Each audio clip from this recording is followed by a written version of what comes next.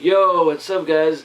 This is Elijah Rogers, and today I'm going to talk about how when I went to Saudi Arabia in high school, when I moved from junior year at the end of sophomore year, and how it killed all the humor in me. Come here. Before I start, I just wanted to introduce you guys to Blue, my first and second dog. He is 1 year old, and he is huge. I'm barely able to freaking make him sit down, but I want you guys to meet him, right? And he's pants like crazy. Look, just say hi to the camera and let you go, alright? We got him, we rescued him maybe 4 months ago, and then we got Egypt, my other dog, 2 months ago. They love each other, big brother and little sister, right? Right, Blue? Before I moved to Saudi, I used to be a hilarious kid.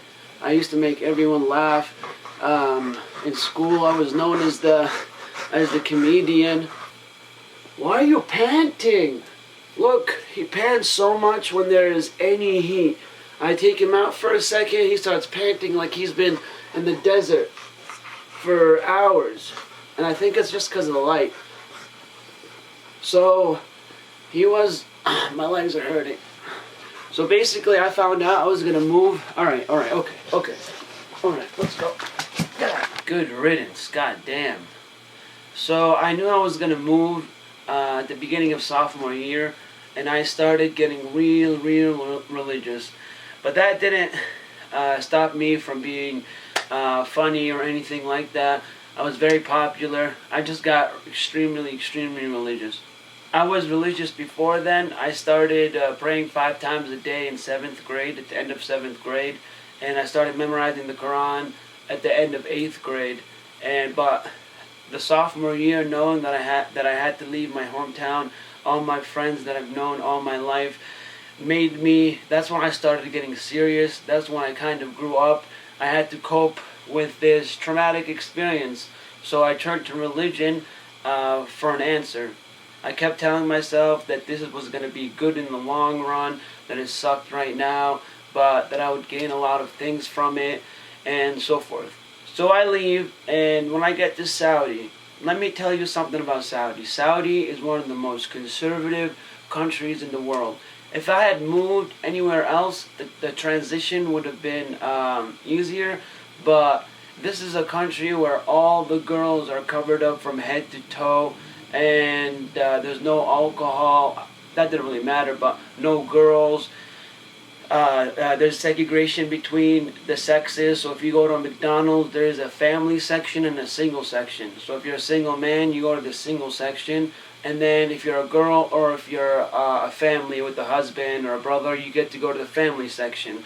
And in the family section, everything is divided, has booths and curtains and stuff like that. Saudi Arabia has religious police that go around making sure that girls are covered, that there is no intermingling between the sexes. Sometimes they even will go up to you if they think that you're not brother or sister or husband and wife, and ask for IDs. Every man, every dad has to have a card that they carry around with them stating all the girls he has under him. So a daughter, a husband, a wife, and so forth. So you'd have to show this ID to the religious police if they catch you with a girl. And if there's no connection, then you're in trouble.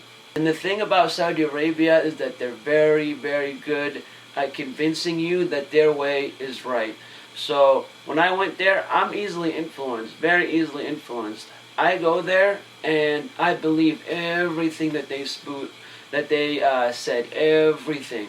So naturally, a person who is religious, and it goes there and they tell me that this is actually Islam, that this is how Islam, the real Islam, is to be practiced. I believed it and started following it.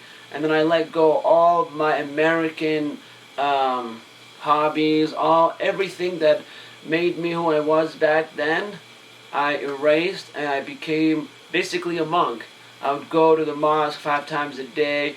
I would sit in my room and read about Islam throughout the day and night. I started a collection, a bookcase where there was just filled with religious books, and I got deeper and deeper and deeper into it, that it basically erased my personality. It turned me from a life-loving, funny, humorous, personable guy into someone who all he cared about was religion and the hereafter. And to this day, I have yet to gain back that humorous, that funny self that I used to be, that life-loving, the easygoing person. And it was such a traumatic experience that it changed my whole life. And I am still reeling from that experience. The only thing that Saudi Arabia could not get rid of was my love for America.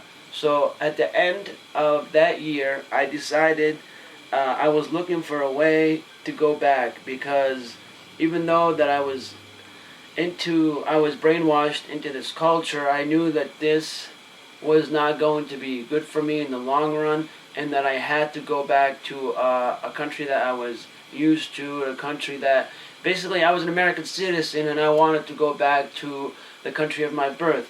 So my parents stayed there in Saudi, and I asked one of my family friends if I could live with them so I could graduate from my high school. I did not want to graduate in Saudi Arabia, and I wanted to graduate with all my childhood friends and stuff like that.